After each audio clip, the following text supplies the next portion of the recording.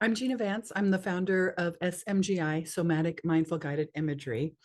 And what follows is a very candid get to know you session with Marcus. A mutual friend connected us together, and we did a lot of back and forth trying to connect with each other, to get to know each other, to learn about each other's work and how we could best refer each other or refer people to each other. And so between clients, we finally connected on the phone and chatted just briefly. But we had this idea, why not just have our meeting over Zoom, record it for the benefit of anyone else that might want to know the things that I want to know about you and the things you want to know about me. So what follows is for me anyway, delightful, very candid conversation with the wonderful Marcus. So I hope you enjoy it. Marcus, Marcus, we just barely met. This is really the first time face to face. We've talked on the phone briefly before. We have some mutual acquaintances.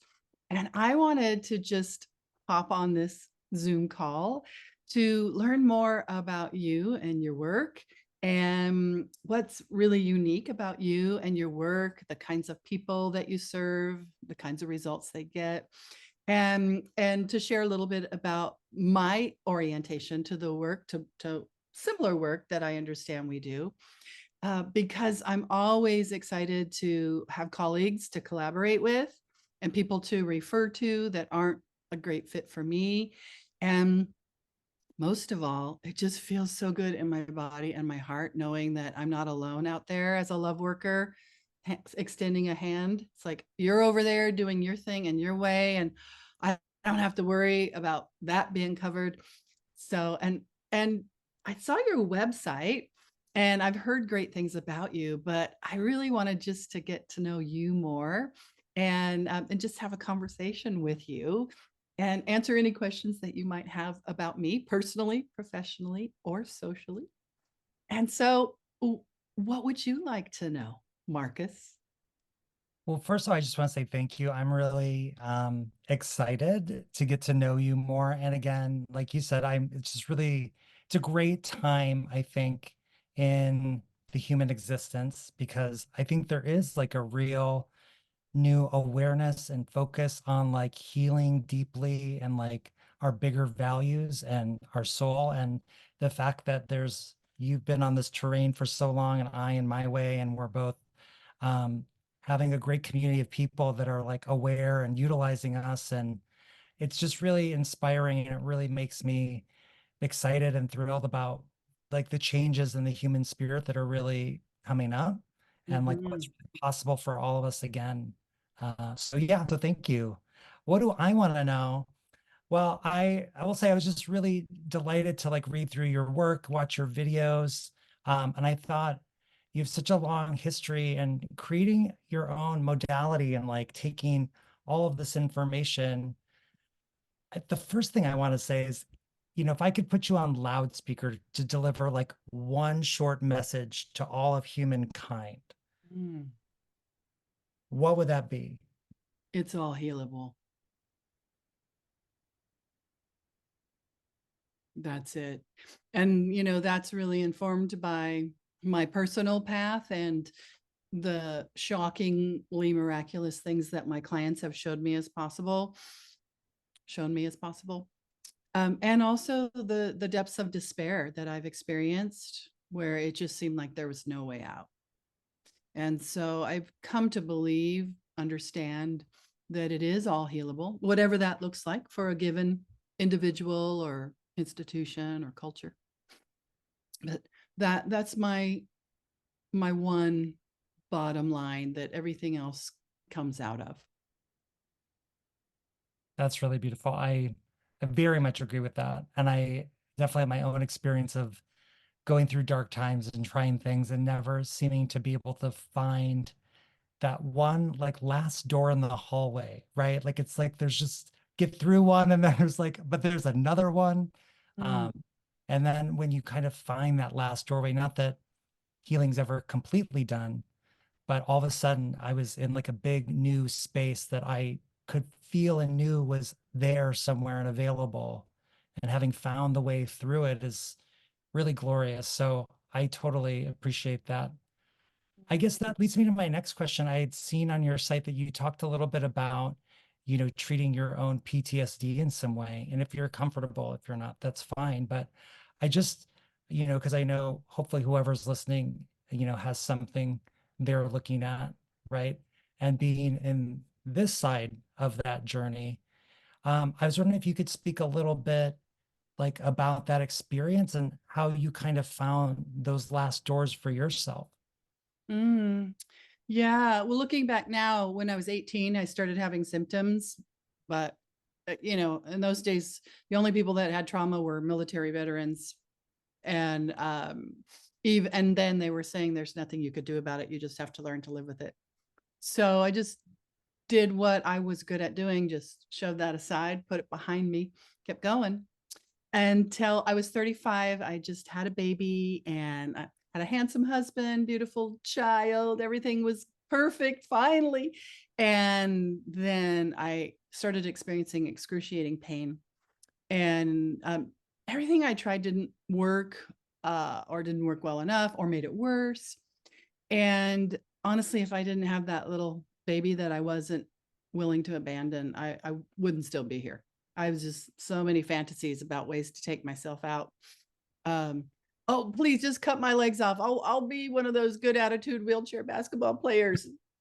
Um, uh, and I wasn't during my dark night of the soul. So, but that's part of our nature.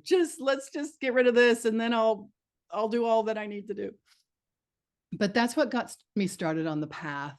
And I was pretty conservative minded, so to speak. But when my pain got greater than my fear, I would try what I thought of as a weirdo. Even having a massage with a massage therapist was a big leap for me at the time. But long story short, over 5 years, I studied with shamans and all kinds of energy healers and integrative medical doctors. And a lot of the time I was just cringing in pain, trying to learn, read every book I could find. And little by little, there were pieces that I was exposed to and experienced that I just knew deep in my soul that that's a piece of it. And fortunately for me, nothing was the whole solution. Right now, I can appreciate that because I Yeah. needed all the pieces. But oh boy, did I long for the one solution. I don't care how weird it is. If it'll help, I'll do it. But over time, I was just guided or driven to experience different gifted souls that brought through their pieces that they were passionate about. And so discovered elements that helped me. And this is one of the things that I appreciate is that our unique journeys are unique to us, but also the specific themes that we are working through. It's not just for us, right? We're here to help others with similar themes, right? No one's journey is exactly the same, but to have a level of compassion and appreciation and really even admiration for the depth of suffering and despair that people can experience while they're trying to get out of whatever pickle they might be in. So yeah, that's how I got started. And uh, after I got significant relief, I just knew that I had to share this with other people. So I started out as a hypnotherapist, which wasn't real comfortable at the time because that was definitely fringe therapy. And when I went to the conventions, I just didn't feel like I fit in with those weirdos at all. But part of me is bigger than my ego, even though my ego is as big as it needs to be. I needed a big ego to get through all that I came through. And I have nothing against egos, right? They are that's our personality, how we express and experience in this world. So I think of ego as like a working sheepdog that just wants to go, go, go, do, do, do, do. It just needs a masterful, whatever that guy is called that directs the sheepdog. And so it can be happy and in service.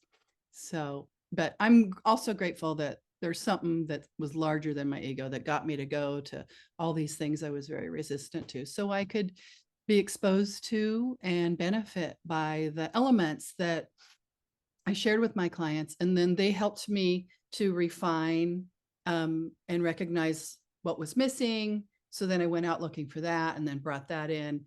And then within a couple of years of working with clients, I had all the pieces of what I'm now calling SMGI, or somatic mindful guided imagery. And so just been working with clients over the years doing it. Just even in the years when they said trauma's not healable, I was just quietly doing it in the background because I needed to continue doing my own. And then it became time to start teaching it.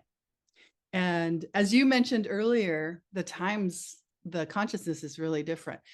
In my agonizing prayers, I was, shown that times were going to be different. And there was coming a time that I heard, as it was called, the grand clamoring, where so many people were going to be clamoring for healing help. So, and there was going to need to be so many healers, and there was going to be so many healers. And so it's just like, okay, I'll hang in there. But a few years ago, I started noticing it in my work with clients, like, whoa, is this a fluke? People just went deeper, faster. They got more results more quickly, more easily. Um, I'll never forget the one lady who came in, I just want more joy. And I'm like, okay, because that was one of my questions to spirit, is like, when is this ever going to be fun? What is the point? Just slugging through one trauma after another, slogging through. So it's getting more fun than ever, even as the world is getting more cuckoo. But that has its benefit for those of us that it's like it's serving a purpose. It's like the time is now. That's not working. Let's go inside and see what can be done here. Wow.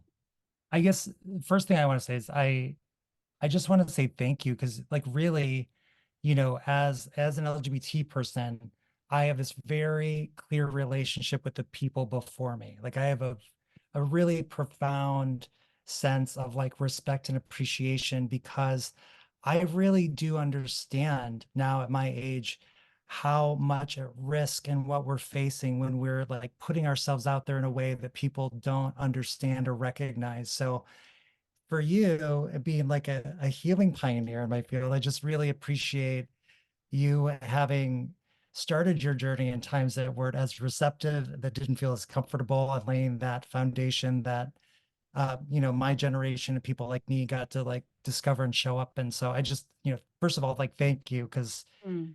that Well, means a lot. And I think it goes unrecognized or unappreciated sometimes. that feels like a real honoring from you, Marcus, because there is that element that was experienced. And this is common with a lot of healing oriented people, the witch burning phases of, Yeah. whether it was witch burnings or whether you were the Protestant, not Catholic during the Crusades, or, you were different monarchy, whatever, just being on the wrong side of the current zeitgeist has had just devastating consequences.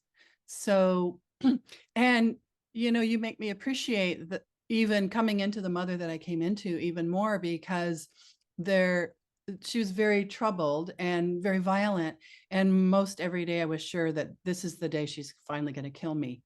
And so it was, still, it's like, you can't, whatever you are, it's wrong, it can't be right, it's dangerous. And so, it just, thank you for saying that, because it actually lends more purpose to what I've experienced, because, I wasn't just doing that for me, to learn some lessons or to expand my consciousness of my soul, but, as part of a team here that I consider you a part of. We're each doing our pieces. Thank Thank you. I'm really honored. Thank you. Hmm. Yeah, I think, when I hear like, I hear kind of Gandhi's statement, like be the change you wish to see in the world. So even doing our own personal work, we don't even realize just being responsible for ourselves and getting in there, what it means to other people. You know, I'm surprised just by, again, to the LGBT experience, like even coming out and owning that. I mean, for years after, people would say how much that meant to them just to be present to that. So I think it just shines a light too on like when we do our inner work, and which I think can be very fun and joyful, right? Not always, but it can, and I love it. You know, it just resonates. It really does have an impact around us, whether or not we are present to it yet or not. Mhm. So yeah, so I thank you, and I'm really glad that you're honored by that. Mm, yeah. Moist eyes. Yay. I Mm. love it. It's a common theme in my work. People end up releasing it, cry. I love that about you. So I get so a follow-up question, because I think you were saying something that this always has me curious and interested, especially with all your expertise. There are a lot of people who are just not really exposed to this world and this new realm of like relating and thinking, right? So when we look at like mental health, predominantly people get more of their information from the world of like psychology and psychiatry and the kind of pathological model where we're looking at problems and dysfunction and then we're trying to alleviate them. And that's, you know, all very important. I understand that and I respect that as well. But I'd like to hear from you if someone were watching who's more used to and comfortable with that, like you were saying, you were a bit conservative before. So if someone is conservative in that same way, what might you say to them if they were interested in looking at this and making this step? I would say you'll need as much pain as you need to have the courage to step outside of what you've been honoring. And and what you've been honoring is for the sake of love. Right? We whoever or whatever we honor, our if it's our parents, we're being like them, we're doing things the way they want them to be done in order to love them. Right? So it all, whatever someone's doing, unless they're a sociopath, chopping off whatever, for most humans, especially any human that is going to be drawn to our work, everything that they've done is for the sake of love. And so it's like they've just done those experiments and found their limits. And one of the things I'm so grateful for is the consciousness that we're in makes it so much easier for people just to say yes to what used to be fringe therapies, that it's just so much easier for people to say yes. And my sense is part of the reason for that is they know this stuff in their bones. It's indigenous work. The indigenous peoples have been doing this stuff forever. So it's not really anything new. It's just maybe it might be newly validated by some authorities that validate things. But, and I really just learned this with my clients because I'll share things and they're just like, yeah, but they're not particularly uh, oriented in a way where they have been involved in healing or spiritual work and so on. They're human beings. And so this is part of what's in our bones, is how to heal and how to be in community. This has been such a missing piece. We've been in community, yeah, but it's been very adversarial.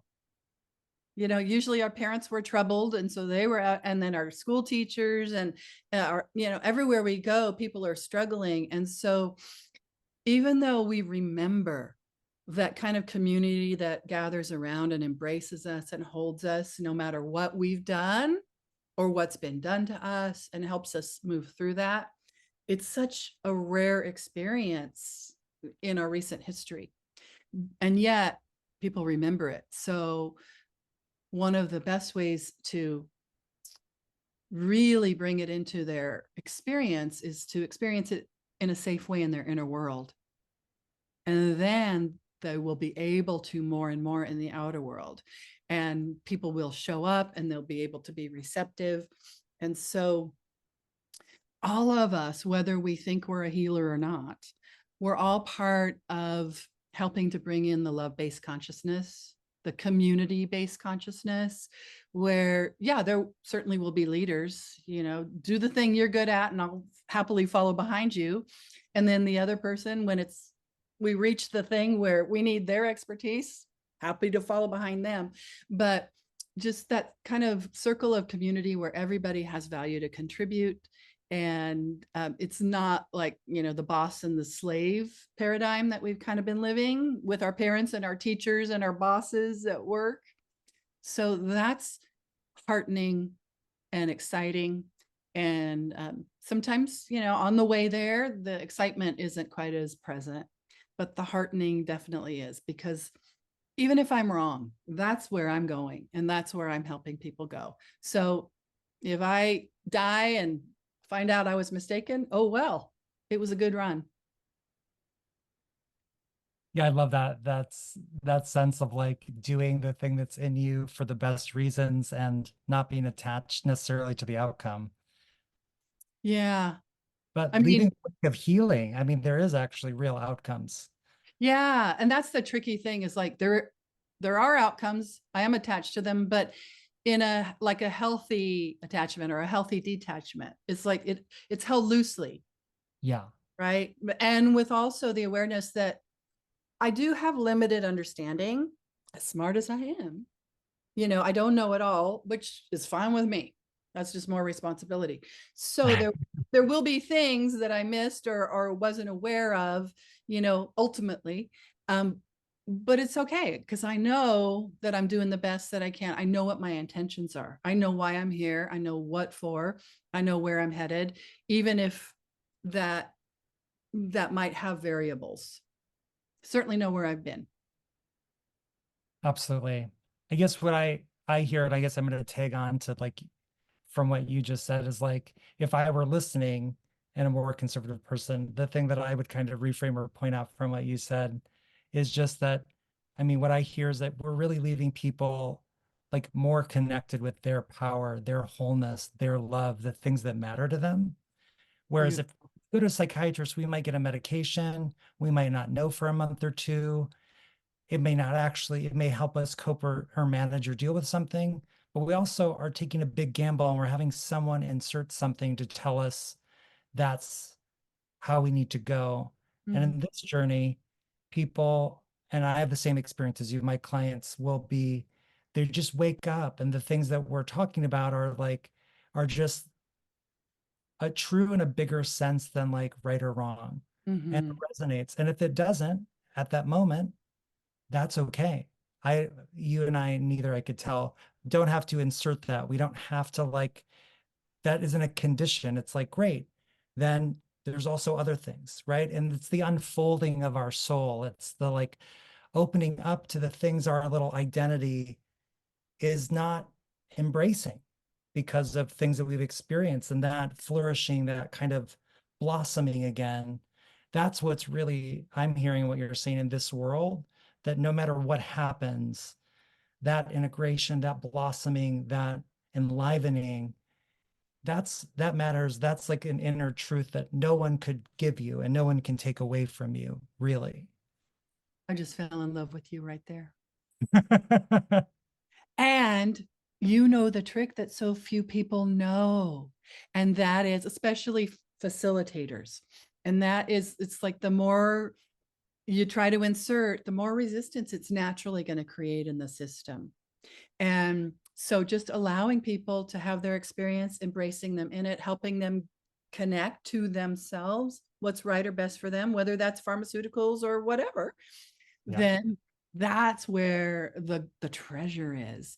And this is part of my passion, is to help those that do want to be healing facilitators to learn to do non-doing, right? Like, don't just do something, stand there, but just to not have the onus be on the therapist to know what you need to do next as the client or the patient, but just to support them in their journey and trust that they have a soul, their own soul, that they have inner wisdom they can access that will show them what's right for them.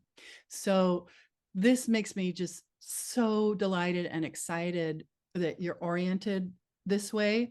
And it also, I'm sure in no small part because of whatever experiences that you've come through that have been difficult challenging, maybe took you within a hair of what you could handle. Yeah, absolutely. Yeah. Mm, thank you. Thank you.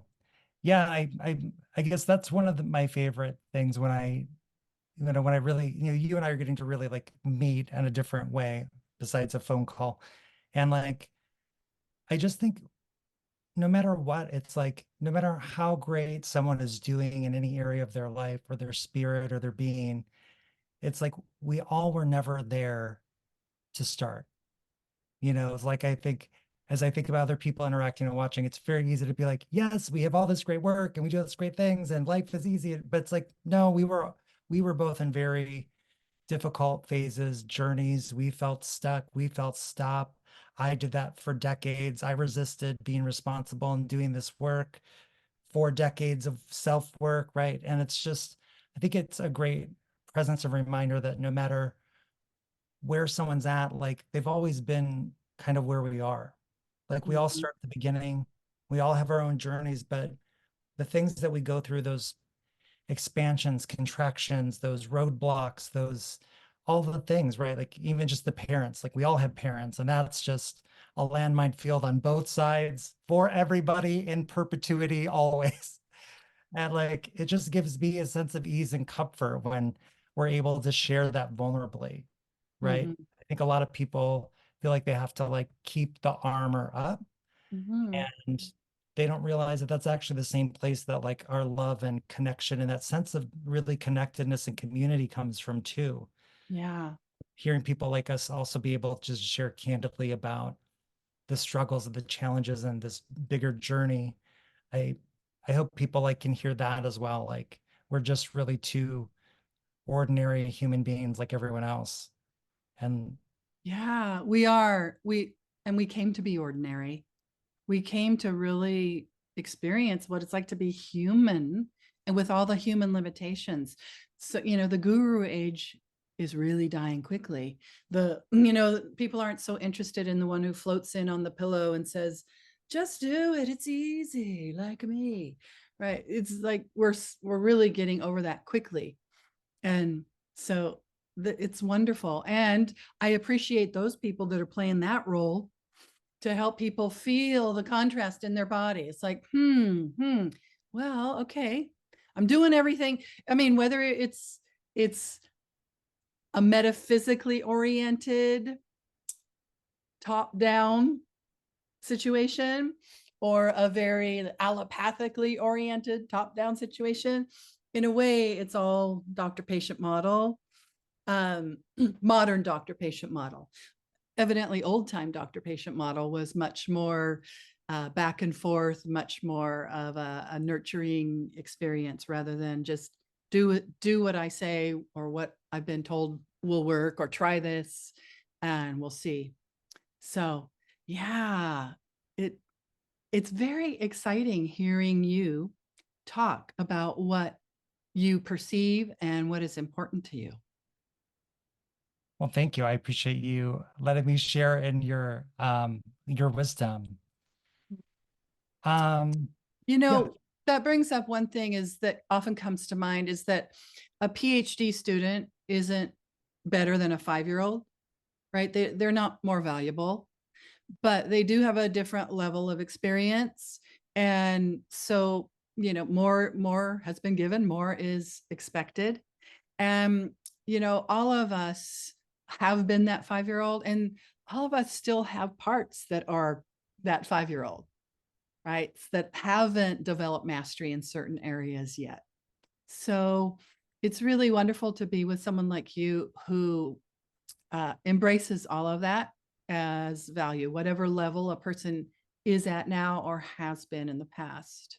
And honoring too how far we've come. If we have developed some mastery, if we have overcome some challenges, if we have healed, it's it's phenomenal. It's amazing, especially in this world where that is not supported except by a few lights like you and me. Yeah, no, absolutely. Thank you. One thing I will share, so a little bit about me and my origins. I really started as an actor. I was Mm, obsessed with acting. And to me, acting, the process of being an actor is spiritual to me. I know it isn't for everyone, but I sat as like I didn't understand. I didn't know that I was gay. I was internally homophobic. So I was like, had blocked it off. But I knew that I was different than everyone around me. I knew I like thought different. I grew up in a farming town in Wisconsin. Wonderful people, very sweet. I felt like an alien. I'm an Aquarius. That's not unusual, but like I was just like, I'm just so different. And I would see movies with my grandma. She was kind of my savior, and she took me to the movies often. And I would go see like lifelines and stories and worlds and different places and people and lifestyles. And I just was so enlivened. It was an obsession. And so I studied acting because now looking back, it allowed me to look at what makes human beings how they are, what motivates them. And it comes from a perspective of how can I get in and embody that and be fully in that. Mhm. And now that makes a lot more sense. I do really love acting. Um, but that quality of looking at the human existence, I always said that I think the most extraordinary thing in the world is the human existence. And my qualification for that was like, it does not matter what you go through. People can still find joy, return to love. And and that like our ability, even though it's mixed up with our feeling and our thinking, that like distinct thing about human beings, when we really like appreciate and love it, it's like it is in everyone and in every moment, whether or not we're present to it. But the more I looked for that, the more that I was in love with that, the more it would show up in the people around me, in my listening. I love when people like fall in love with themselves a bit more just because how I'm hearing them or how I'm reflecting something back, because in their little machine, they're not able to see it. And they're like, all of a sudden, I like to tell people I like to reflect back their soul objectively. I Mm. had a client last week, and they have a specific line of trauma and violence in their family and throwing themselves in front of a sibling. And when I hear someone who does that, I just have to be able to stop me. Like, do you understand how like that's the reflex of your soul? Mm. Like, I know that's complicated. I know that's, you shouldn't have to do that. But I want you to just see from what I see that like you just threw yourself in front of your little sister and took that violence all because of your like love and concern for her. Healthy or not, that's like a part of your innate, genuine soul reflex. Like you want to talk about character, we all make mistakes, we all go through things. That is part of who you are when you were really pressed to the wall at your earliest time. And you should really be able to like own the greatness of that and see that there's something about you that is so extraordinary and mighty. And to have someone be able to see someone that doesn't know them the same way as their friends and family, right? Hopefully, after a few sessions, it's a very sacred relationship between us and them. But I love seeing people fall in love with themselves because my life has been about understanding those characters and falling in love with them so deeply that I can be them and do them justice in a Mm. way that not only honors them, but honors all that they represent, and that everyone sitting in that audience can see and recognize in themselves. Yeah. Very elevated and perceptive. Thank you. I do like to electrify things that way. That's Yeah. my It's like I can just I can imagine people hearing this like, where can I line up? I want some of that. Tell me about objectively about my soul. And this is I just Yeah. love hearing this from you because it's so needed and that is so rare in this world. Right? People hear what's wrong with them so much on really superficial levels. But really, what's deep and meaningful and important in them is so rarely acknowledged, and certainly not so directly. So that's a huge gift, huge. Thank you. It's funny. I don't even, you just did that to me. I'm like, oh, Oh, is that rare? I guess that is distinct. I just didn't even think about it, right? But mhm. I, to be able to, it's a profound moment that I give people sometimes. And it's not like every time, but I've had to, I know someone a couple of weeks ago, I was like, I just have to say, like, candidly, I just see like a flame that you keep extinguishing. And Mm, all I want to ask you in this moment, and it's not a judgment, but where's your spark? mm, Why? wh- What would it take for you to find that spark and tend to that and like, really get that going? Because all I hear is the extinguish. And I was like, but so just think about that. I don't know what that means to you, but I really want to see you have that spark and really kindle that flame. And I want you to think about that. And they came back and they were like on fire again. mhm. And said like just to have someone hear that and put that clearly so they could relate to it.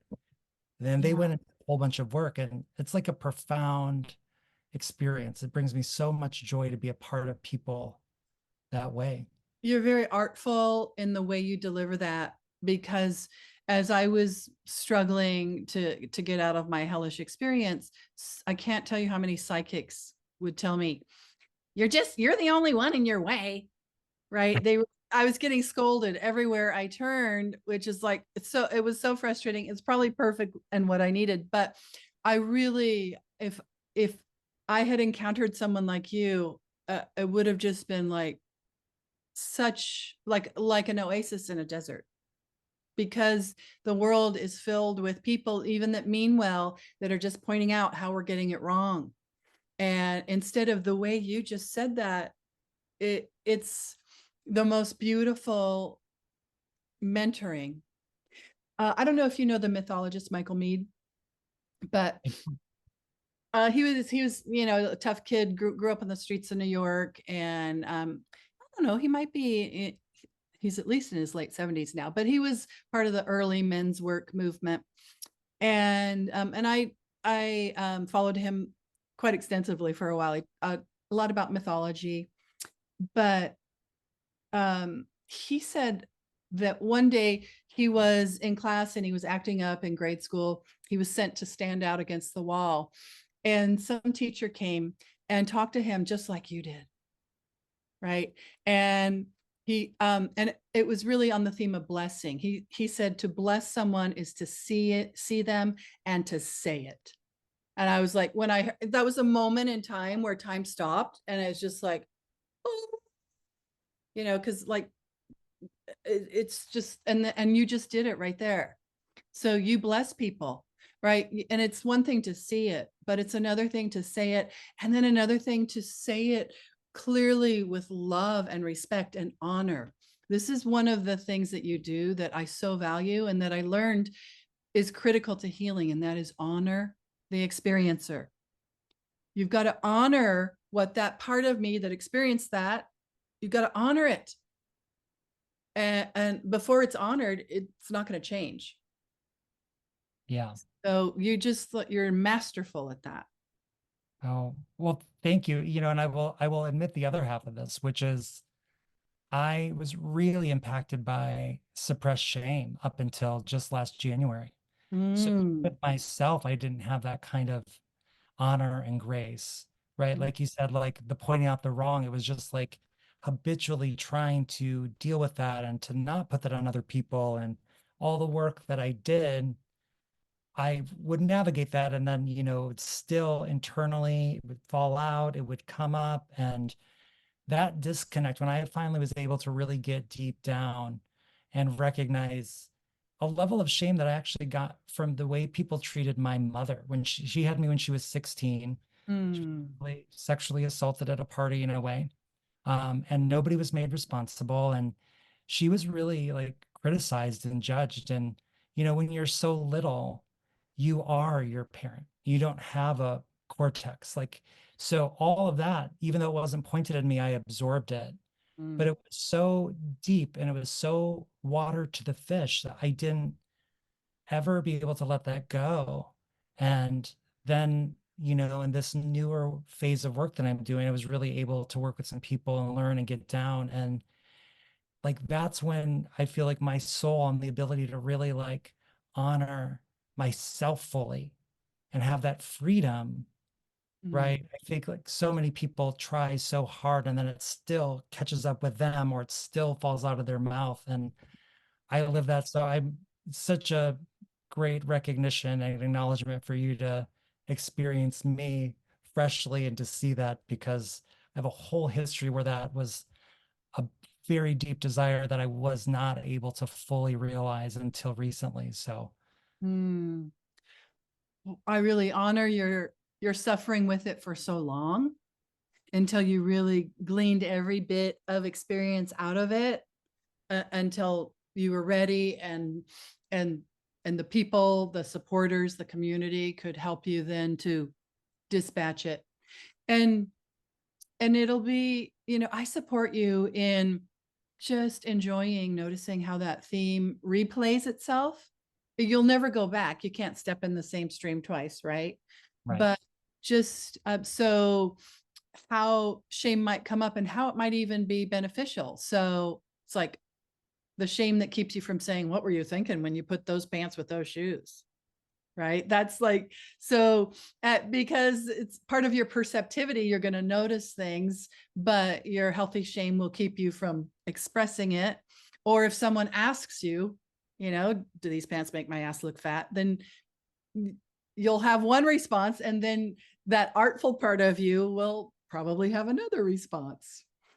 And that compassion that you've just so honed because of living with shame for so long, and also that shame by osmosis that's absorbed from Yeah.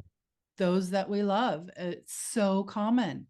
And this is such a beautiful, heroic thing as a soul, because so many people are blaming themselves for something that they had no, that was the water that they were swimming in and the dye that they absorbed, so to speak. Um, and then it's all understandable once you move through it and get through it. But as you were alluding to earlier, just understanding these things isn't usually enough. There needs to be a deep inner connection to experience, not a reliving, but a deep Yeah. inner connection to that part of you that experienced that, and a recognition of, oh, oh, oh, yeah, wow. Yeah.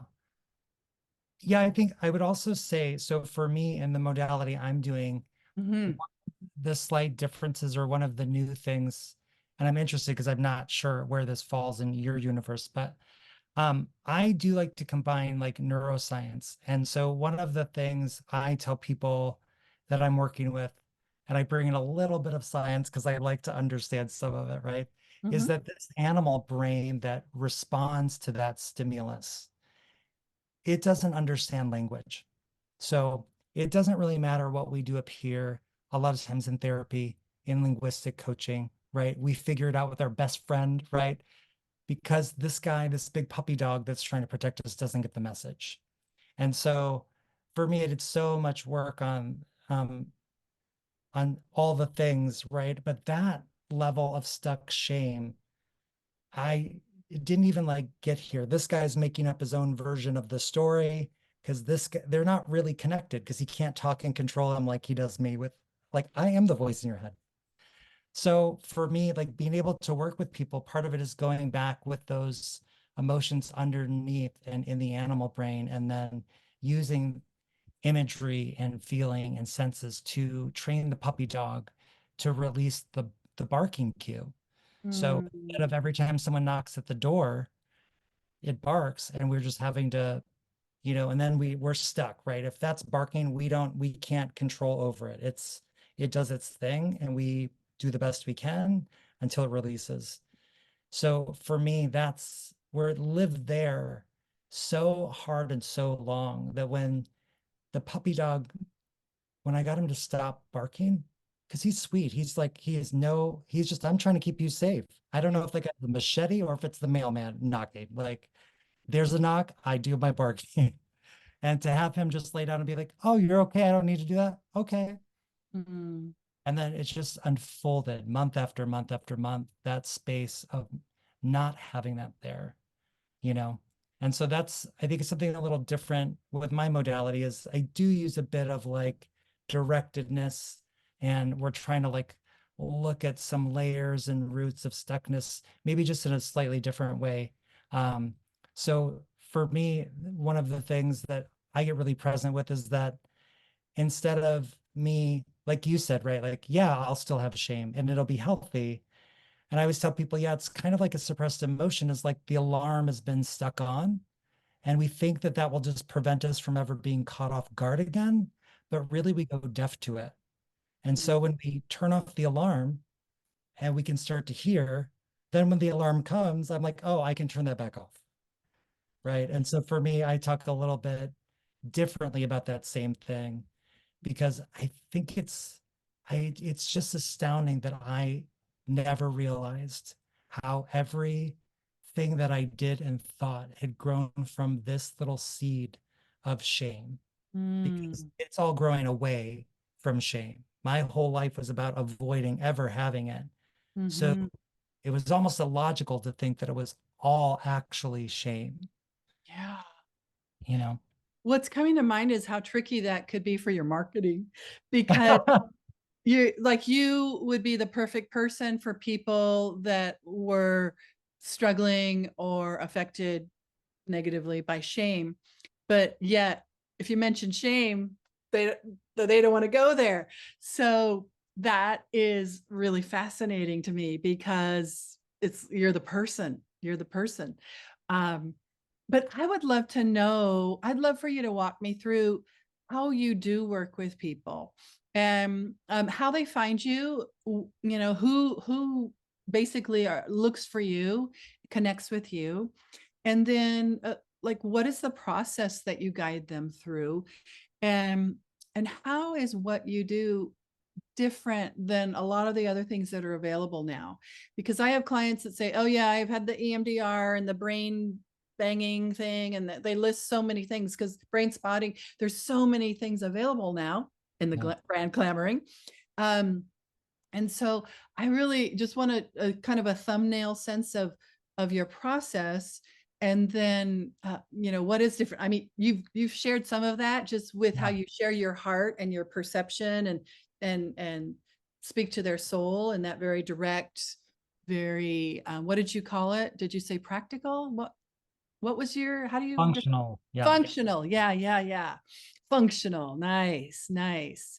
And the neuroscience is so valuable to so many people. It just helps them to like settle in and be more comfortable and receptive to what's possible. So super valuable. But yeah, walk us through that if you would. Yeah. So, I guess I'll give a little bit of like historical sweep. So, my acting journey was very much a spiritual practice for like 20 years. I worked a lot with the subconscious in that. I even did voice dialogue as a part of that, which is, inner kind of inner self work, like Jungian style, archetypal, therapeutic, well, functional, right? So, dealing with those different characters in us, um, you know, transformational coaching and transformational work I did for 25 years. That's really what You got worked as a coach, or um you were the client I doing, was coaching and I was doing lots of like programs. Yeah, okay. but more on the side, and it wasn't was afraid to make it my life's work. Mhm. But I did. So I've been coaching on and off for about 20 years, and with actors and with individuals. And then, COVID hit. I had just gotten married 2 months before. Um, Actually, let me just. Yeah, don't gloss Okay. over. So here's what I was living in New York City, and just like in 2017, and my grandmother passed away, who I was very close to. The one It you was went to movies with? Yeah, the one I went to the movies with. She was like my best friend, my savior. She was really kind of an angel to me in life. And I was just really devastated. I went home for the funeral and I came back to New York City and I got back to work and somebody said something about me in like sitting next to me in a meeting. And I was serving tables at a very high-end restaurant. But the way that they talked about me and who I was to them jarred me. And I was suddenly like, I was like, wait, is that who I am now? Is that is that who I am now? How did they describe you? I don't even remember, but I it seemed to me a little bit like almost like it was like callous or, you know, very like antithetical to me. And all that occurred to me is I was like, my grandma wouldn't even know who I am right now. And it really struck a chord. And I started just looking at like the dream that I had had to be an actor and that things would manifest in this certain way that brought me to this city. And it like wasn't happening and I wasn't happy. And then I suddenly realized I wasn't really who I wanted to be, Mm. who I really am anymore. And I was like, I came to visit my friend in San Francisco. I was like, yeah, I don't know what I'm doing there. He's like, well, come move out here. And I was like, no, I don't want to live out here. Like, no. And I went back and it was like something kept saying San Francisco. And I was like, no, no, I don't want to. And I was like, San Francisco. And I was like, no. Then all of a sudden I was like, wait, I am literally resisting my own intuition right now.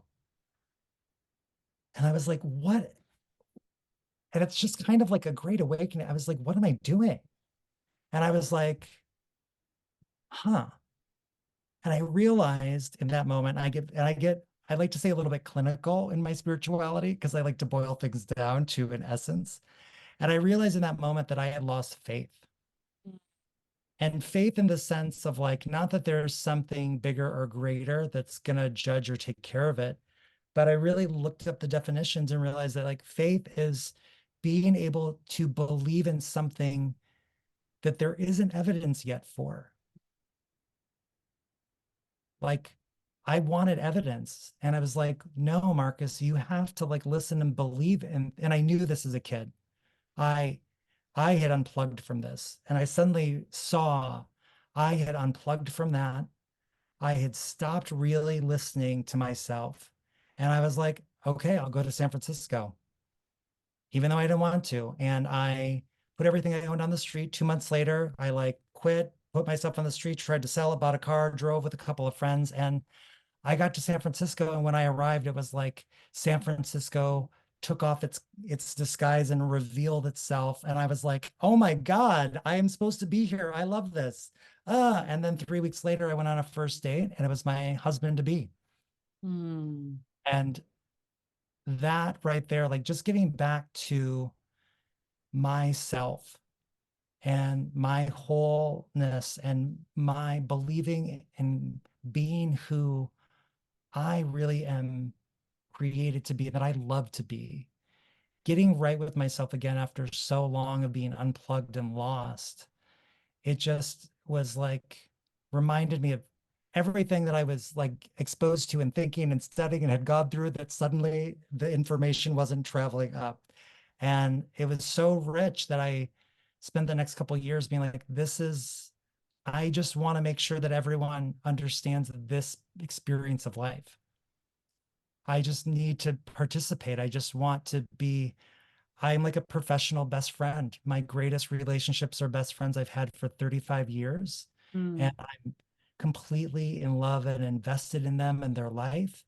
And I love to partner with them. I love, you know, and I was like, God, I want to be a professional best friend that way. Mm. I want to be that person that everyone has that's going to like see who they really are. They're going to be straight with them when they need to be. They're going to like love and support them beyond what any normal person would see in their day, you know, and you know that they're in your corner. And so I really took on my work and then I did a coaching in neuroscience. And then I did this new work called EMPR, which is not EMDR, Mm-hmm. emotional memory processing release, and it's a modality from Australia. Hmm. And that's really about helping facilitate people's mind and identity and going in and releasing that in that animal brain. Okay. So when people work with me, the people that work with me right now are by referral. And I'm looking to expand and find more of what I call divergent thinkers or divergent souls. And the best way to describe that Okay. is to talk about what a convergent thinker or soul is. Hmm. So a convergent thinker is someone who wants to rally around a power figure. They're more worried about the group. They're more wherever they're in, who's in charge. I want to converge in the group thinking. I want to make everything good. I want the systems. I want it reliable. Convergent thinkers are more worried about the group than about individualness or principles like truth, even sometimes. And I am really in love with divergent thinkers and souls. Divergent thinkers and souls often feel like we don't have the rule book because Mm. people will say things are about truth, about fairness, but then we see how they operate isn't really that. So from an early age, like divergent souls are cast out or pushed out or ostracized or have this dissonance because they are very much concerned about truth when we're talking about truth and, love when we're talking about love. But the systems are built for convergent thinkers. And so that kind of dissonance puts a lot of shame and a lot of separation, a lot of confusion, and a lot of losing their power. And so I just have the great privilege of having divergent thinkers and souls find me. And I call them, like I say, geeks, sweeties, heroes, sheroes, queeros, and neuros. So, people with ADHD are a big example right now. I think people with ADHD are able to really think cross laterally Hmm. and put things together in a really profound way. But Mm. because these systems don't serve them, they get a lot of shame, a lot of fear, and really helping people release that in their body deeply from their soul so Mm. that they can understand, realize their power and to be present and full and available so that they can relate with these systems instead of just being at the effect and being diminished by that experience. Mm. Beautiful. So thank you. And so usually I work with people a minimum of 3 sessions, usually 6, and that's the root cause phase of it, where we're really getting down, getting some layers off. Repressed memories will come up, repressed emotions, and we're getting down to a core thing in an area. Hmm. And, I've had really great success. I mean, I would say like 100% of people in the past year have like had like a profound shift in a way that they didn't expect or have ever had before with a Mm. new level of like freedom, joy, and vibrancy. And then Mhm. we kind of go into a coaching phase and we might do more of that work over time, but it's really to help them in that space constitute and create their life and fan that flame and that spark so that they're really on fire about who they are and their life again. Mm. And so this is a question I get asked a lot, but what do you say to those people who are afraid that you're going to make them freak out and feel their feelings and all that emotional release? So because as you're talking, a scared person, it's like, what? I'm going to be doing what? I'm going to be doing what? And he's going to be staring at me while I do it. So what do you say to those people? Yeah. And I love those people, and I am a sacred space for everybody. I really do love everyone's journey and experience. What I would say specifically, though, is when people think of that, they usually think of like scenes of psychotherapy and emotional distress. And I think one of the big differences about those kind of traditional models specifically is that I tell people like these events in our life are like houses, right? And so if I am a counselor, I'm going to look and see what you need to take care of the house. Maybe we need to get you a carpenter. You need a cleaner. Maybe you need new siding, maybe the gas, right? So we're looking at how to better keep that house in a more productive state. Mm. If I'm a psychotherapist, I kind of relate to this like I'm an interior designer.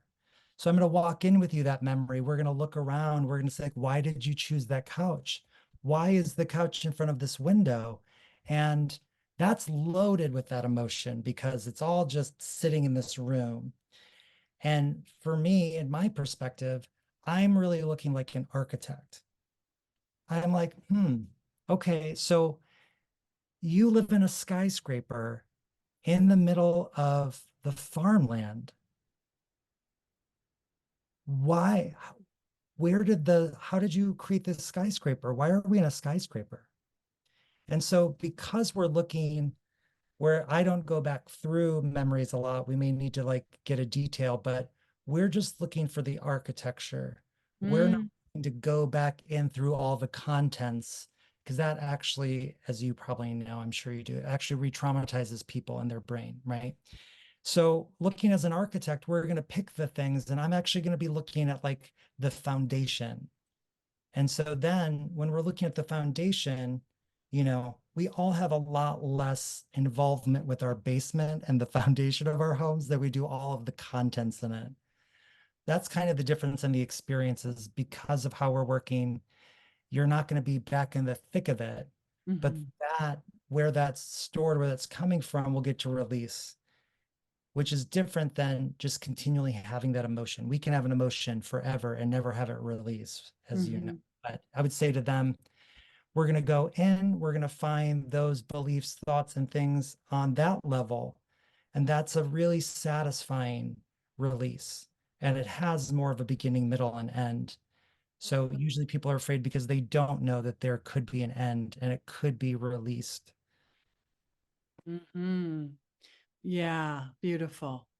That was that feels soothing in the body as my inner actress is moving into the role of that person. What did you make me do? Yeah, beautiful. Well, on your website, you look very handsome, but you look super intense. And that was one of the reasons I wanted to do this, is because it's like I'm sure he's more than just that. Yeah. Um, and that was like if I send a person to Marcus, is it all about this intenseness? Right? It's like, where's the real Marcus? And of course, that's a real part of you, and he's beautiful and he's powerful, and like, yeah, we could be safe with this guy, unless we're on his bad side, maybe. Well, that's not untrue, but yeah. Right. Well, I'm sure if we hurt your friends, you would not let that happen because you're a professional best friend. Which reminds me, that might be a great tagline for you. Really? Yeah, put that website. And also some of this where people can get a sense of the fuller version of you. Yeah, yeah. No, I appreciate that, and I totally agree. I do think it's a little bit of bad habit of being an actor too to find those kind of. That was my type with headshots, right? I have to look with the bald head, very like Mhm. severe, because this comes with a lot of baggage for a lot of people. Yeah. Yeah, that's just another thing that you Yeah, got to move through. absolutely. Mm. Yeah. So when people work with you, they work, usually 6 sessions or so. And is it something where they can continue with you if they want to just continue making changes, or they just come in, for a few sessions and then they go live their changes? How does that work? Yeah, thanks for asking, clarifying that. Yeah, so the 3 to 6 session minimum is because of the stuck state protocol. And I can dislodge something in the first session, and we usually do. But to be fully responsible, I really want to see that through to a completion because, we have an emotion, we don't resolve it, it goes in that subconscious area. And then we'll kind of stick on another emotion to numb or dull us away from it. So I love people continually working with me, but I think responsibly that 3 to 6 sessions is really for me to fulfill on and complete that deeper work with people. And whenever I start with people, I want to work from there because, you know, in the acting sense, this is one analogy I always tell people, you know, you are an award-winning actor. You've been playing the same character nonstop for however many years. You know, I'm turning 44. Mm, If I hit you in the head in the right place, you'd have no memory of this character whatsoever. You know, it's like those 50s TV shows when they were like, somebody gets amnesia. That's actually not untrue, right? Like, I do know a couple of people that has happened and they've lost whole parts of themselves, right? So we're not really this character that we've been playing. So when I do that first chunk, it's always about helping people recover and get a bigger space about who they are. mm, Is I want them to go into that third or fourth act where that character has a huge revelation and we're going to this glorious finale. So then after that, any coaching, I love working with people indefinitely and we always expand and we can go through that process again. But I love being able to really deliver a quantifiable alteration in people's experience of themselves and their life. And mm, I know I can deliver that in that package. And then people will know if it's time, you know, they want to invest more, spend more time with me, mhm, right? Or if, you know, maybe that's a lot for them. Maybe there's a freedom. Maybe they have to go backpack around Europe now because they haven't done it, right? So mhm. that's what I would say. And I guess I would ask you too, like, tell me a little bit about when you work with people. I know there's a couple of different ways. What do those relationships and opportunities look like with you? Yeah. Well, there's really only three ways I work with people. So either in private sessions, just one to one, and or teaching students how to do this protocol that I developed, or the annual retreat where we really I started that for the students so that they could get an experience of how to facilitate groups and do group work. So those are really the only three ways you get me, um, and that fills my life. But in private sessions, three is the minimum that I encourage people. And the reason is because my clients over the years have shown me this pattern where usually it takes most people three sessions to get through all the steps we move through one time. And for many people in every third session, they have this grand finale. But for certain people, they don't get that until session number 6, which is perfect because we're not forcing anything. We're allowing their system to set the pace. Um, and so we work in person, or over Zoom or sometimes over phone.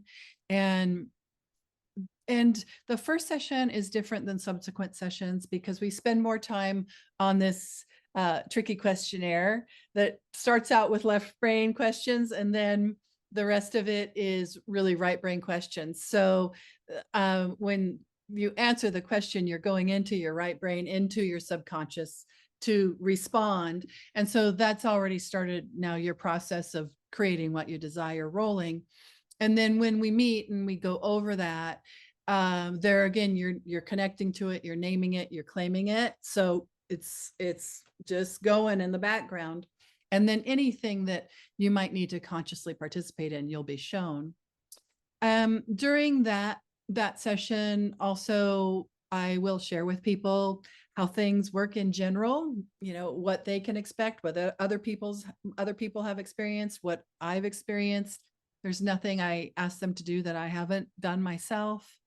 Um, and then I always teach them a little miniature version of the journey work that they can do on their feet, eyes open, in the middle of an up tempo situation, to really to mitigate their stress. But really, it's about connecting to their soul and that the remedy that it's always standing by, ready with. Um, and then in subsequent sessions, we start with a check-in asking, what have you noticed is different? Because things always will be. And then again, what feel into your body, connect to your desire. What do you want to ask for help or support with? Which is a really important part. because we have so few opportunities where someone really asks us to connect to our deepest desire and bring that into the room. And we just keep asking them and what else until they run out of things. And they don't have to narrow it down to one thing. They can ask for anything and everything they want without needing to be realistic or practical, right? Because right there, when you answer that question, you're already in your subconscious, in that dream of what you would like your life to be or your future to be. And then guide them inwards in a really simple way, without bells and whistles, no spooky music, no blindfolds are needed, no spooky, you will go deeper and float higher. None of that is really required. In fact, for me, I've been passionate about really cutting out a lot of the crap, because I don't want you to think that the magic is in the facilitator, the guide, the hypnotist, right? The magic is in you, and you can access it easily anywhere on your feet, whatever's happening. And so it's really stripped bare of a lot of techniques. And essentially, we just do three things: guide people inwards through their body, their sensations. Never ask anyone to relax, because it's not about that. It's about being receptive, connecting, opening that channel between them and their inner world. And then, in order to establish a sense of safety, we guide them inwards to a good place, and then a comforting presence. We help them dialogue with it, which is some kind of inner ally. And it could be an external figure, like your grandma might come and visit you. And then after that, usually it will be archetypal aspects of you that hold certain strengths and powers and capacities that are supportive for you, and to help you go forward. And that gives you that sense of courage and settledness, so that you can do what we call clearing clutter. So material in your subconscious, in your energy field, that is no longer helpful, no longer needed. It might not be yours if it is, but you no longer need it. I call it spiritual pooping. Right. It's just like we take things in, we need to eliminate. And if we don't, then we just don't feel well physically. And then, so connecting to that resourceful part, that clearing clutter, gets you ready to do that quantum leap piece that is gentle but profoundly transformative, which is essentially rescuing a fragmented aspect of yourself. And usually it's a younger part, but sometimes it could be an archetypal part that was latent or never came online because not accepted in your environment. Sometimes it's been a future self, but most of the time it's a suffering younger part of yourself that is essentially trapped in an old situation, just reliving that incessantly. And so as your current self, you can gently just connect with them. This isn't ugly American style, go in, snatch them out and bring them out of there. It's a very gentle process of getting to know that part, getting connected through a very gentle dialogue process, finding out what this part wants, what it needs, what kind of relationship it would like to have with you going forward. And then if it wants to be relocated to a special place in your heart or anywhere else in your body, where everything that it does want and need will be supplied to it abundantly, because the rules are different in the inner world than the outer world. And the other offer that you can make that part is to unburden that part, to disburden them of anything that's ever hurt them or scared them: emotions, vibrations, frequencies, limiting beliefs, innocent misperceptions, worldviews, or agreements. Can just let old agreements, old contracts go. And so bringing them home and unburdening them is a really beautiful ritual that they do in their inner world. And then not only are they now free of the stress that was coming from that part that was suffering, but now they have all this additional life force vitality coming from that part, now that that part is safe and protected and free just to be all that it is, unedited. And one of the things that we'll explore is to invite that part to share, well, what does it offer? and it will have all these wonderful qualities that usually are exactly what the person needs in order to create what it is that they're desiring to create. And of course, these things show up in the order that they're needed according to the inner wisdom of the individual person. So it's a very gentle process. People love it because they get to be the actor, right? It's not something. Now, I got to tell you, I love to just don't make me talk, massage therapist. I just want to receive. Just tend to me, right? Sometimes you want to go to a healer, just be tended to, just receive. But this is an opportunity where you are the journeyer. So you're in this journey, you're having these interactions with these magical figures, with these parts of you that you love because they're a part of you, and they love you because you are their world. They will do anything. And of course you come into that compassionate understanding that they've just been trying to protect you and warn you so nothing like this would ever happen again. Yeah. And occasionally someone might need to go back in time for a past life part that might be stuck. But we don't direct it that way. If that's where they need to go, that's where their inner wisdom takes them. And we just help them dialogue with that part, find out what needs to happen. The only difference with a past life part is that the client asks the part if they want to help just crossing over, or if they want to merge into this current life with that person. And most typically, they'll just want to cross over and be done with that life. Wow. Once in a while, there might be a part that is kind of floating in between that won't let themselves cross over successfully because they can't forgive themselves for not completing the mission or not protecting whatever they were trying to protect or whatever. So it's a simple process that allows all the rich complexities of the human experience just to come into the room. And one thing that I learned early on was when I was very careful and wanted to cause no harm when I first started doing this work. And it's like, what do I offer them? What technique?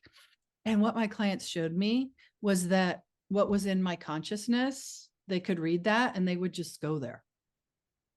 So like in alchemical hypnotherapy training, they have a technique called the child rescue, and which is it's similar to what we do in SMGI, but we've got a little few nuances there.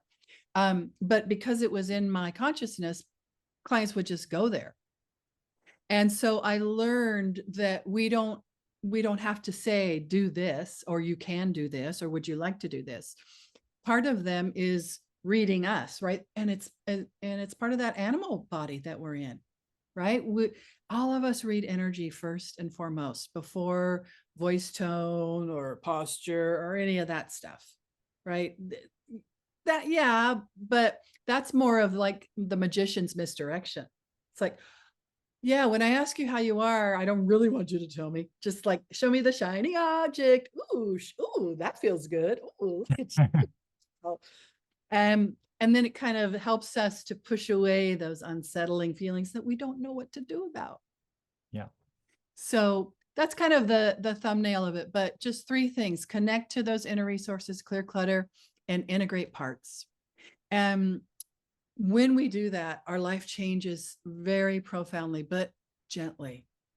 It just brings to mind a young man I was working with. He wanted to quit smoking pot. He had a young family and beautiful young man. He was a male nurse and doing good in the world. But in our work, he discovered that there was a part of him that was about 8 years old that he considered ruined his life.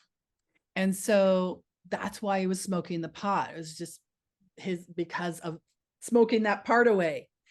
And when he connected with that part, dialogued with it, got to know it, he realized it's just a little 8-year-old kid. He's a sweet kid. And so they had their connection and a little integration. When he came back the following week and I checked in with him, what have you noticed is different? He says, yeah, nothing really. Nothing tangible to report. I'm not sure this is doing anything. It's not working. I'm still smoking. Like, okay. But a few minutes later, he says, but I don't hate myself anymore. And my self-loathing is gone. Right. So it's like, Nothing. Yeah.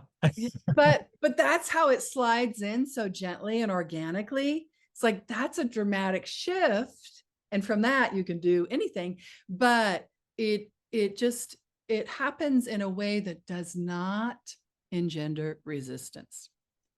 Right. So I have been the queen of resistance. And boy, was I scolded about it forever. I had darn good reasons, kept me alive. That shell, kept my soft tissue intact. But that really helped me to learn the language of the subconscious that does not engender resistance. And there's just a few little tweaks. The process is so simple, the protocol is so simple. In my 6-month training course, it's really just helping people to understand how to say things so that it's easier for everybody to do it.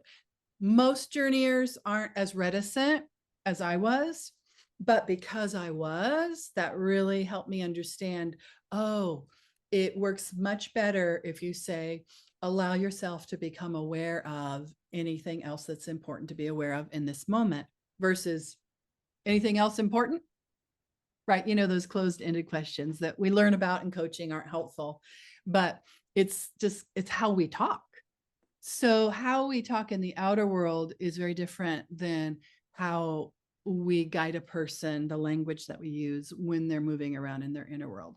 It's super respectful, permissive, invitational, respectful, and honoring everything that they've lived, everything that they've done. You're an actor. So I just had a client today that has been an actor. And she said, when you play the villain never sees themselves as a villain. They know that they have good reasons, and right. And it's true in so many cases. So yeah, that's a thumbnail. And some people come just 3 sessions once a year. They go live their changes. Like, wow, that was great. Let's do this now. Some people do ongoing work. They're usually if they are they have projects that they continue to create, or a relationship is a project. So a new relationship, an ending relationship. And some people just come as they are guided. All of it's welcome. And it's not prescriptive. So we don't say you have to do this and this is how I work, except for you get to choose 1, 3, or 6 session package. And then you can continue doing those or not. So very much oriented to gently help you connect to your sovereignty as a soul, to your soul, embody more of your soul in your physical body, and really come to appreciate the mind of your body, the animal of your body, and that personality, that character that you've been living, and let the character expand into new roles. That's great. I will say the quote that I love, just because you brought up the villain thing. The favorite quote I've heard in acting is we say, the villain is the hero of their own story. Ooh. Ah, wow. That's That, a profound gift of acting, because oof, until you can really look at the villain through their eyes and have justified and understood yeah. all that they're doing that fully, there's just so much left on the table. And it gives so much. Yeah. It makes me love you even more and the value that you offer, because nowadays, narcissism this, narcissistic that. So they're talking about how the villain, never perceives himself as being wrong ever. He just can't see it, but it's pathology. Instead of understanding that, yeah, that person just really right now doesn't have the capacity to understand how you are feeling wronged or experiencing damage because of them. So this is just another really rich piece that you offer. It's like your soul has so known what it's doing the whole time. The acting thing wasn't just like something to do, while you were waiting to become a healer. No, it's informed this wisdom, this great body of depth of wisdom that you have to share with people. And of course, everybody watches Netflix and movies, and so it's something that we can all grok. We can really like, oh yeah, that makes sense. Yeah. Well, with your work too, I mean, with all of those inner parts and inner children and stuff, I mean, one of the things I really love from voice dialogue, which I'm sure I'm also telling people because if they're watching, I want them to know the great joy of like when you're really attracted to or really repulsed by a character, when they really get you, that's like a spiritual clue. That's really that inner family trying to like wave a finger at you. So the experience of watching TV, movies, theaters, even like music, when that stuff gets you, Yeah. that's like your that's the universe, that's your soul being like, here is the morsel for you in either way. It's the same. Whenever there's a charge, that's your gift inward. Yeah. So if anyone is a movie watcher, this is the work for you. You get to actionize and fulfill on that in your life now. I love that. You know, it reminds me of a client who I worked with at length, and then somewhere, psychotherapists call this a doorknob moment because she was leaving her session and she said, "Oh yeah, by the way, I was raped when I was 18."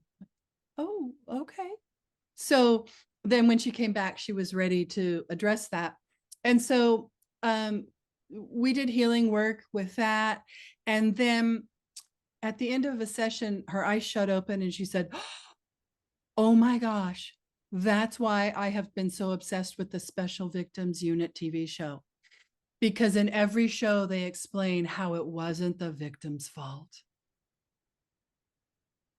Right.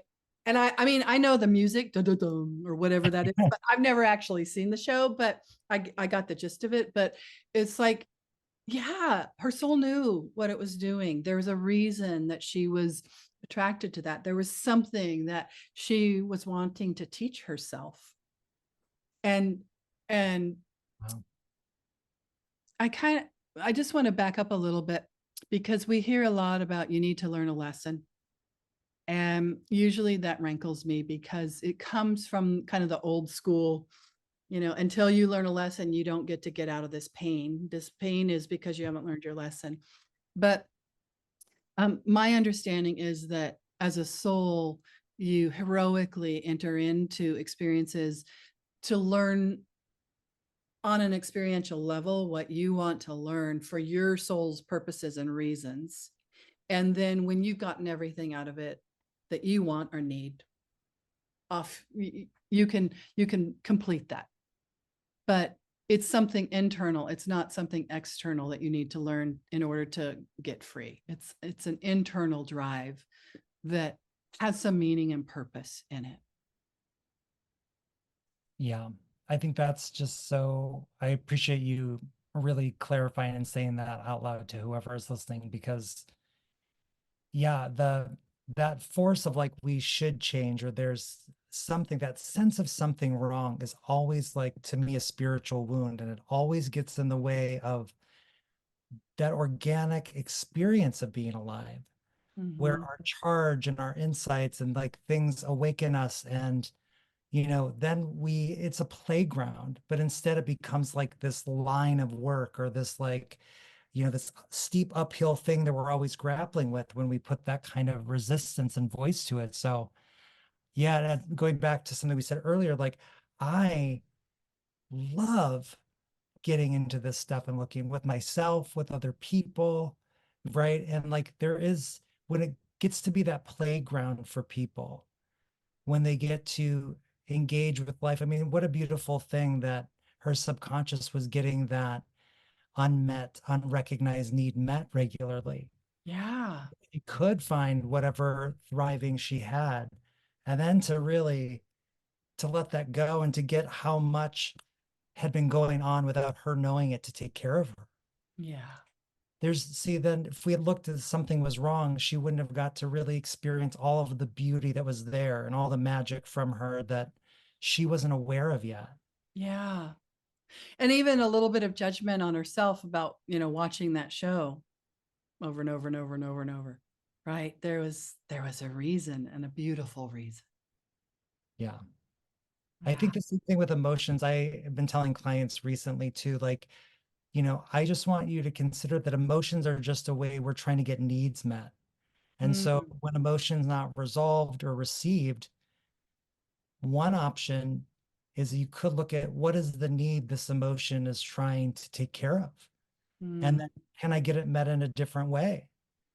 mm. Right. And like that, it's like, if she wouldn't have had that TV show, what other possibility would have occurred to get that need met, which would have been much different, potentially much more complicated or worse, or, so yeah, it brings a lot of grace and it brings a lot of like just beauty to all of it.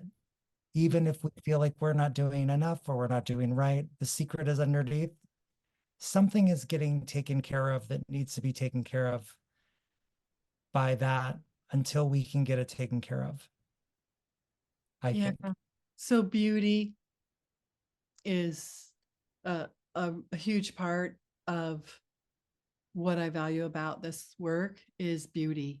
You know, the beauty in the human soul and the human experience, in the valiant, heroic ways that humans keep going with so I mean, really most of us, it's just within a hair's breadth of what we can handle. And so it is, of course, I don't wish suffering for anyone. And there's a part of me, I want you out of suffering as quickly as possible. But there's another part of me that really knows that I don't want you to miss anything that you want to get out of this. And I want you to know yourself as the beautiful, powerful creative aspect of the divine that you are. And I want to witness that and be inspired by it.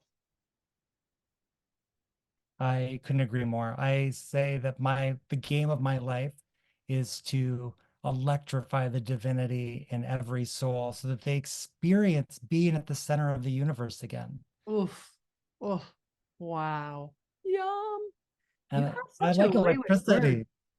Yeah. Thank you. All Yeah. that acting, I did practice one thing, right? Wow. Paying off. So, anything else that you want people to know about you or your work before we move to closing for tonight? Thank you. I I love you deeply before I even know you. I am gonna be your biggest champion. Mm, I am just gonna have the most fun helping you and I unfold and discover whatever is there for you, whatever is of value to you, to restore you and to honor you and to have you fall in love with yourself in a way that most of us just can't do on our own.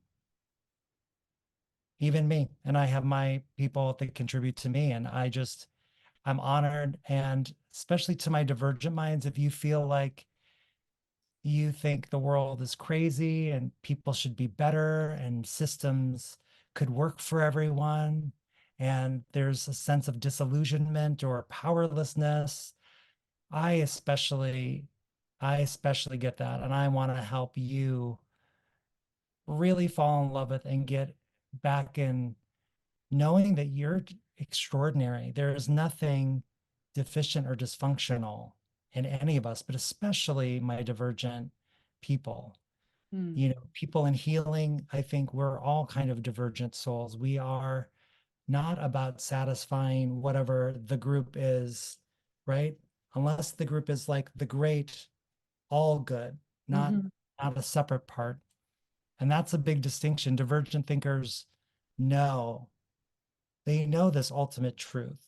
mm, And that is so wonderful. And for some reason, we have so been kept out or neglected and kept down in certain ways. So, a special shout out to anyone that feels that way because I lived very diminished for many years that way. And I am so glad I have been able to recover myself and fall in love with all of that. mm, It's, it's finally made me feel really whole and fulfilling on my soul's purpose. mm. Wow. I just feel so grateful in my heart. And I feel grateful to have this opportunity with you now in this way because my sense is that you are destined for the stage once again. Because everything that you say, like what are those one-man plays?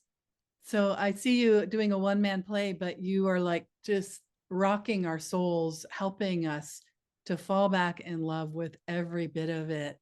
This, you have a way with words and also with embodiment of the truth, of the beauty of each individual soul and the power and sovereignty there. So I'll be clapping in the back row saying, yeah, I knew Marcus win. This was gonna happen. I saw it coming. Thank Yeah, you. I love that. yeah, yeah. I'm so grateful for that. Yeah, because it will bring benefit to all of those that I'm here to serve. And none of us want to be the one guru anymore, No. right? So, and I know that the people I'm here to serve are love workers. They are transformers of culture. They're here to help change this world for the better in their unique sphere of influence, whatever that looks like. It may not look like a healer, um, but that's who my people are. Their most important value is love, and Mm. many of them are citizen healers. They're coming from quote unquote normal lives. They haven't been in the healing world until recently. So, yeah. How can people connect with you, Marcus? How can they find you? How can they work with you? They can go to my website, www.selexano.com, which is an acronym for self-expressed and open. Oh, So SELEXANO. And that has my contact info, or they can hit marcus@selexano.com. And how about for you, Gina? And do you have anything, last things to say? How can people contact you? GinaVance.com will take you to my personal website for one-to-one work. And Somatic Mindful Guided Imagery.com will take you to the website where my students are listed. If you want to experience the work with any of them, I encourage you to check that out. And also where my course is listed that I do once a year coming up in mid-March. And as far as any last thoughts, I'm just checking in with my heart, and I'm just feeling a sense of glee because there's so much help available, so many flavors and varieties. We're here. We love you. We love each other. Yeah. And we just want to support you, whatever that looks like for you. And so more and more, the healer types are finding each other to support each other, and also to help people to find their way to you, to your flavor of impassioned spiritual upliftment.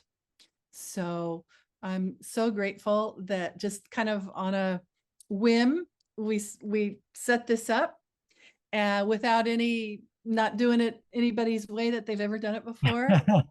And I feel blessed by being with you and hearing from you. So thank you for all that you have come into and experienced, endured, overcome. Thank you for how you continue in community to support yourself in your healing so that your cup will be full for all of those that you are here to serve, which is quite a large auditorium. So just enjoy the quieter time now, because I'll bet you $500. I'm not going to give you a timeline, not that far out. So, in fact, I'll take you out to a $500 dinner after one of your presentations, your one-man shows. How about that? Deal. I would be honored. You choose the restaurant, bring your husband or whoever you want, and we'll have a lovely dinner and celebrate all that is good in this world, in this life, and how we are contributing to it. And those who cross our paths are contributing to us. Thank you so much. And I just want to reiterate, I just really want to acknowledge being like a pioneer from a different space and time and laying this foundation and, unfolding a space and a conversation that, now we're seeing. I know I grew up with Oprah being on TV, and, changing our life and being better people is actually a newer idea in a lot of ways in human existence. And so just really thank you for generating that in the world, fostering that, making that a reality that now young people have those concepts and conversations as a stable part of their existence. And you were a part of, a small group of people that really made that happen.